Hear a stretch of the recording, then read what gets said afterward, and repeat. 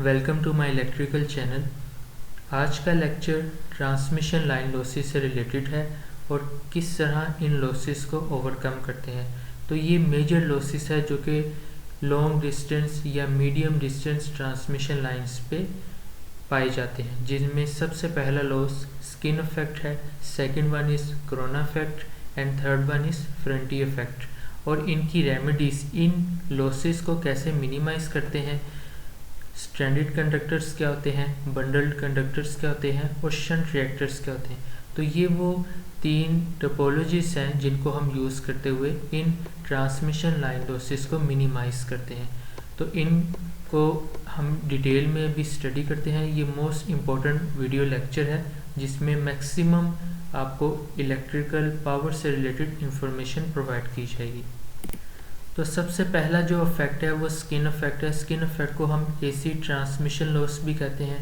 उसकी वजह ये है कि ये एसी ट्रांसमिशन लाइन में पाया जाता है। डीसी ट्रांसमिशन लाइन में means high voltage DC line में ये जो इफेक्ट है वो नहीं पाया जाता। उसकी वजह ये है कि जो एसी ट्रांसमिशन लाइन है उसमें अल्टरनेटिंग करंट फ्लो कर रहा है और अल्टरनेटिंग करंट की वजह से अल्टरनेटिंग मैग्नेटिक फील्ड प्रोड्यूस होगी।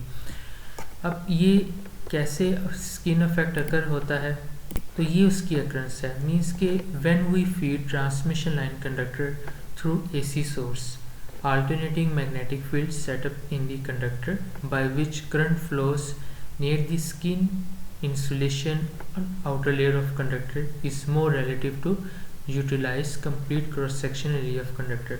तो जो ट्रांसमिशन लाइन का कंडक्टर होता है उसकी जो आउटर लेयर होती है या स्किन या इंसुलेशन होती है वहाँ करंट मैक्सिमम फ्लो करता है due to alternating magnetic field that is produced by alternating current.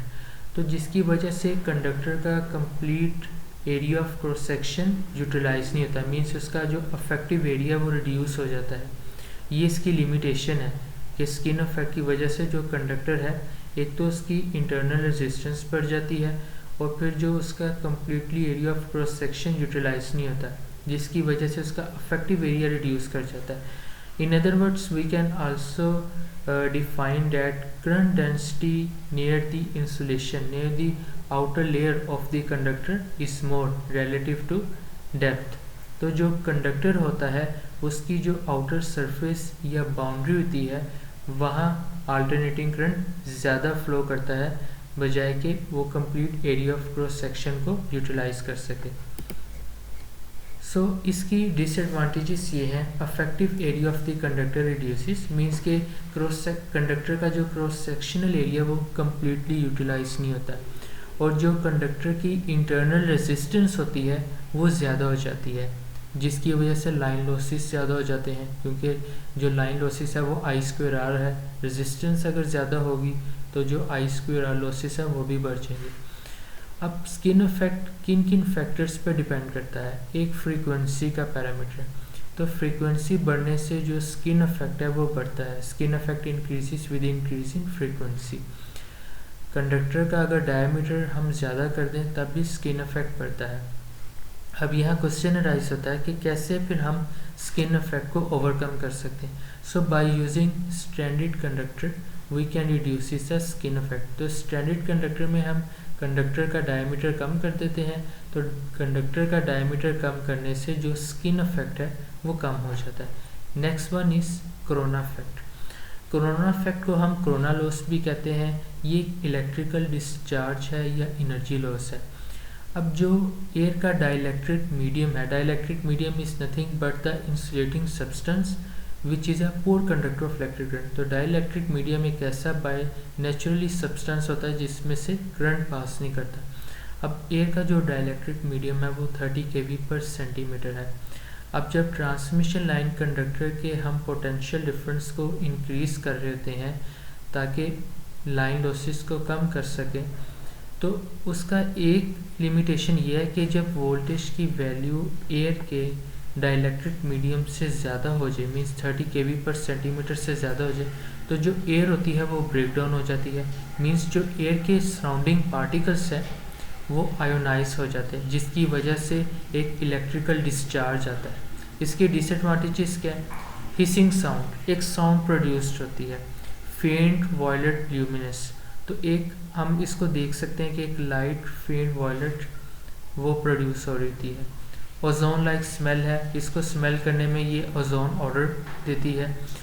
अब कोरोना की वजह से जो कोरोना लॉस होता है, जो कंडक्टर की मैकेनिकल स्ट्रेंथ है वो डैमेज हो रही थी, मीन्स के कंडक्टर की जो लाइफ है वो कम हो रही थी। इट प्रोड्यूसेस रेडियो इंटरफेरेंस, तो अब जो ट्रांसमिशन लाइन कंडक्टर के करीब से जो कम्युनिकेशन लाइंस पास कर रही थी है उसमें ये रेडियो इंटरफेरेंस का इफेक्ट प्रोड्यूस कर रहा होता है, और उसकी वजह से फिर जो एनर्जी एफिशिएंसी है सिस्टम की वो भी डिक्रीज़ हो जाती है। तो कोरोना इफेक्ट अगर हम सिंपल वर्ड्स में डिफ़ाइन करें तो ये जब एयर आयोनाइज हो जाती है, मीन्स कि हम वोल्टेज की वैल्यू को बढ़ाते जा रहे हैं ताकि हम लाइन लॉसेस को कम कर सकें, लेकिन एक ऐसी वैल्यू आ जाती है जिस पे एयर ब्रेकडाउन हो जाती है। तो एयर ब्रेकडाउन का मतलब है कि एयर के जो पार्टिकल्स है वो आयोनाइज हो जाते हैं, जिसकी वजह से एक फ्लैश ओवर प्रोड्यूस होता है। उस फ्लैश ओवर को हम इलेक्ट्रिकल डिस्चार्ज कहते हैं, जिसकी वजह से कंडक्टर की जो मैकेनिकल स्ट्रेंथ है वो भी डैमेज हो रही थी है और सिस्टम एफिशिएंसी वो भी डिक्रीज हो रही थी। इसकी वजह से जो कम्युनिकेशन लाइंस है वो उनमें रेडियो इंटरफेरेंस इफेक्ट प्रोड्यूस हो जाता है। अब इसको कैसे मिनिमाइज कर सकते हैं? By using bundled conductors, so we can overcome corona loss. अब इसके एडवांटेज क्या है बंडल्ड कंडक्टर्स के? बंडल्ड कंडक्टर्स जो से होते हैं उनमें कैपेसिटेंस ज़्यादा होती है और इंडक्टेंस कम होती है than ordinary lines, resulting higher surge impedance loading that is the square root of L/C, means square root of inductance by capacitance.